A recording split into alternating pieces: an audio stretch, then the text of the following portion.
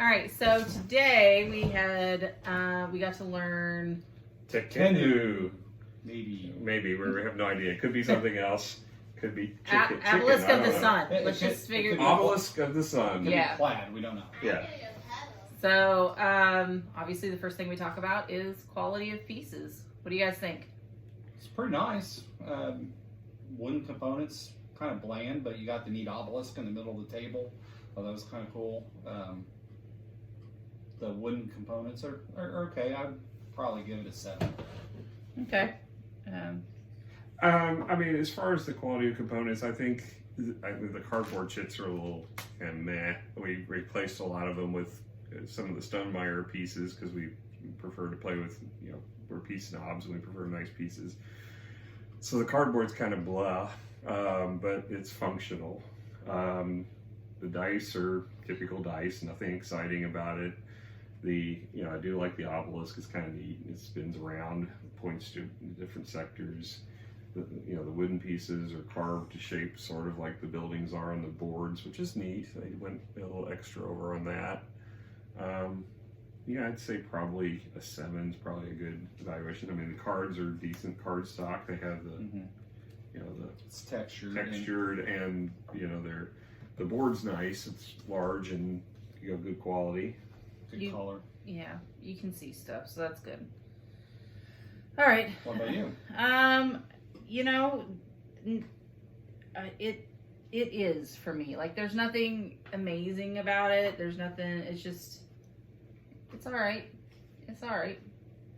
Nothing to brag about. So I guess I'd follow you guys and guess a 7. I don't know. Everybody sounds so enthused. It's not necessarily because of the game, it's because everybody's tired. It is. We are tired. Long day at work. Long day at work. All right. So theme. Theme, pretty good. I mean, it feels like we're building in this, or more, I guess, Aztecian. Aztec. No, this is Egyptian. Is it? Egyptian. It has Horus. Yes, the Egyptian god. famous Aztec god Horus and Ra. So either way, it feels authentic thematically. Yeah. I mean, it's not oozing, but it Well, works. the thing is we were using some of the vocabulary, like we were mentioning the gods' names and things like that. So I think the theme was I think it was good. I actually would give the theme an 8 on this one. Because I just feel like it was there. Yeah, I mean, assuming we're geographically correct that this is in Egypt, I think this does fit. The one thing that distracted me, honestly, even though I like the colors, are the game pieces, because they don't scream ancient Egypt at all. I mean, as far as the color goes. Yes, it does. Vibrant purple and blue. Yeah, that's the Egyptians are well known for all these vibrant colors. Yes, they are, actually. The purple dyes and the turquoise, like, jewelry and things like that. Yeah, actually they are. Okay. My knowledge of Egypt is slightly better than Robert's because he thought this was in, South America. But apart from that... So it's the jewel tones, which But that doesn't make you any less of an idiot than I am. I'm not saying that. So. I mean, obviously, I'm an idiot. But different kind of idiot because I don't know my ancient Egyptian jewelry because I don't pawn it or anything like that. So, I mean, theme, what's the rating then? Guys, you didn't give a number. I'd give it another 7. I mean, they definitely took the ancient Egyptian motif and applied it to functionality in the game, which I think gives it high marks to me for that. I'm going to go ahead and give it an 8. The only thing that really distracted me was the colors, and I love the colors. I mean, this blue is my color, and that's one of my favorite shades of blue, so I was happy with that. It had purple for you. I knew you would be happy. Robert got stuck with orange or pink, but...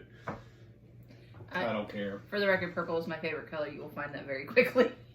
And I'm always blue. All right. No matter what. Yeah, really, no matter what. All right. So the next thing we like to talk about is playthrough. I think it's playthrough. Overall playthrough. Oh no, rules. We talked about rules. This is what next stuff. Rules.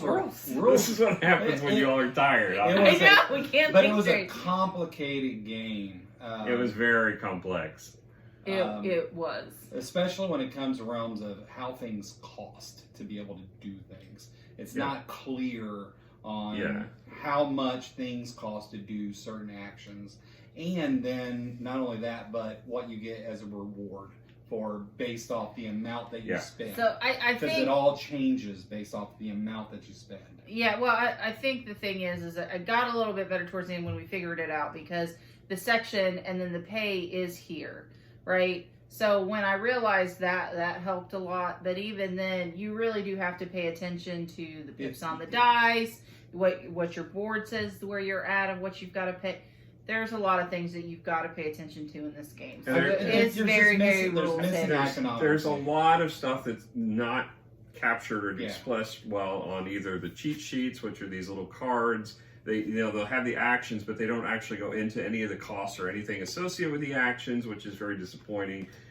What was biggest grievance to me on this were the cards and the tiles. If you wanted to know what any of these looked at, they had a nice index in the book for it, but you would have to look up this little tiny print number to find the card and then reference that number in the book. Instead of having a picture of the card, which would have made it useful, they had just that little tiny number. And I know they're trying to save space in the book, but as it turned out, it makes it much more difficult when you have to figure out, okay, what is this card actually doing?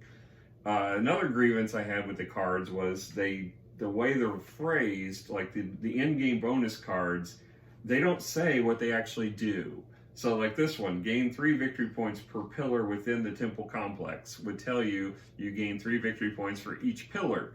But it's actually each pillar which you built, and that's not expressed in here. And there's games where it could go either way, so it should have been clearly stated the temple or the pillars you built in the temple. And there's more than one card that said that. Yes. So it was just one card that, but multiple cards did the same. Yeah. So there's a lot of faults like that in the way the rules are written. There's a couple typos, no big deal, but as far as basic functionality in the rules and layout of the rules, I'm going to give this one a 4.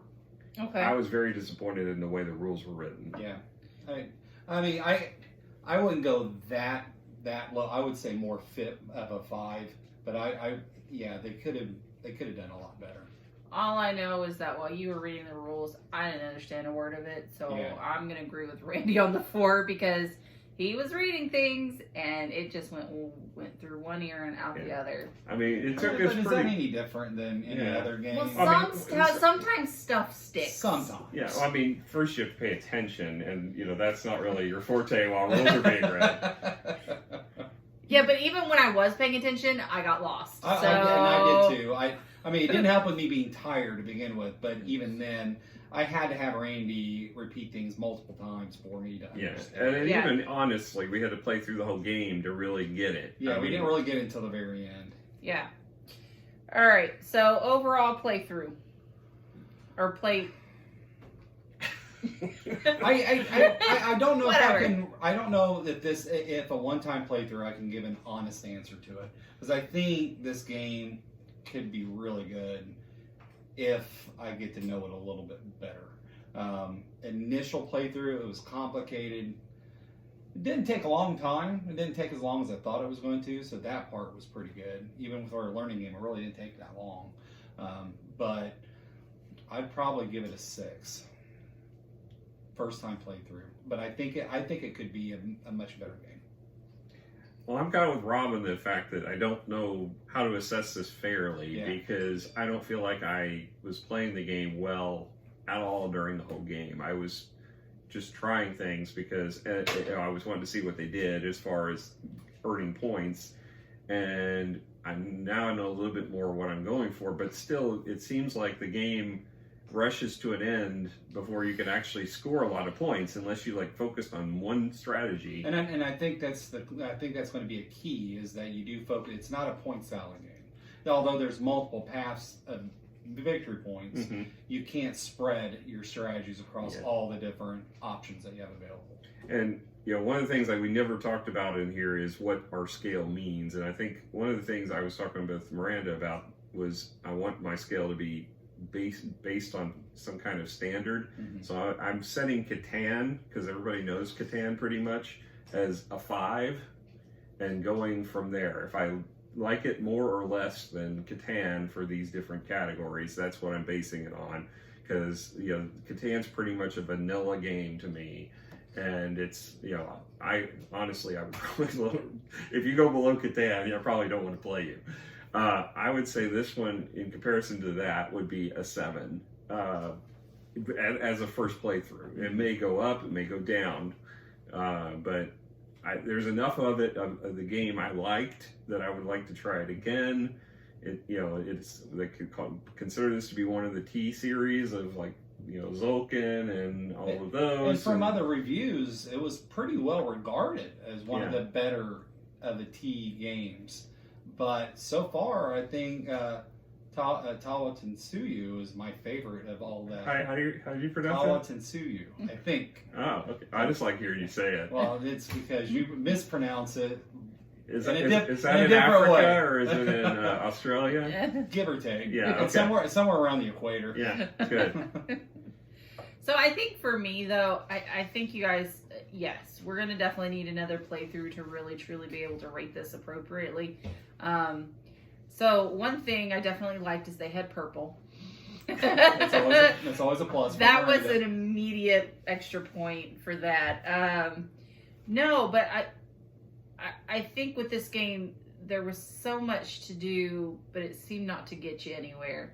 So I think we are missing something in, how do you get somewhere, I guess, through this game. So I definitely like to play that again before. But I agree right now, I would say it's a 6. And I believe it could get another point or 2 if we've played it again and get some more. I just don't think it's an engine building game. And I think most of these games were trying to build an engine, and I don't think it's there.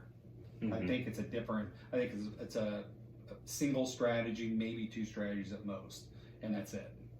Yeah. Well, I mean, I think the thing is I don't think we use the cards very much over here. And I didn't get to really see them once we built them out on the green and blue, but I didn't see anything particularly impressive about what the cards could do. But the one I got that gave me victory points and some of my resources back for this was very, very useful, but I got it so late in the game that it was just like, okay.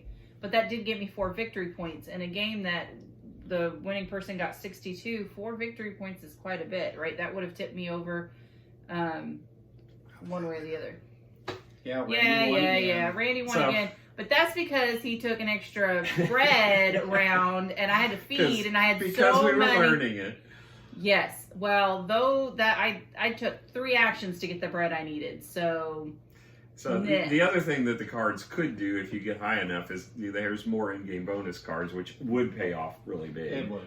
But to get there, you have to do a lot of effort to get to those. And again, that would be a single strategy. I think that you wouldn't be able to do the other stuff you wanted to do, right? To be able to get to where you could get. And honestly, that's the strategy I was going for initially, and then totally shifted because I saw it wasn't going to get me anywhere. Right. At least not in the way everyone else was playing the game, and I could see more benefit from other places. All right. So I think, would you play it again, guys? Yeah. I would definitely play it again. I don't hate it. I just don't like it yet. I don't know. Yeah, I'm with you on that one. I didn't hate it, and I'm not sure if I'm going to like it, but I wanted to play it again to see. What about you? I feel like there's a lot here for me to take in and try to beat. And I want to figure out how to win at this game and what winning strategies are, because there's just a lot to explore in this game. And that's a good thing. I mean, you don't want to play a game and beat it on the first time and then find it's not something that you're going to enjoy. You don't want to break it first playthrough. Yeah. No, absolutely. I absolutely agree with that. Any other comments? Mm-mm. Nope. No. We have one more game in the T series to play, and that's Trismegistus. Yep. And then I think right now that'll be the last one we need to play in the series. Yep. And we'll do a review of that one, but then we'll also have to go back and hit some of the ones that we haven't reviewed. We really need to get to Viticulture and review it. That doesn't start with a T at all. I want to play Zulkin. It's been a while since I've played that one. You're giving away your poker face here and telling everybody what your assessments are of these games. No, I love Zulkin. It's a great game. I just suck at it. So, all right. Well, thanks for joining us. We'll see you guys later. Adios.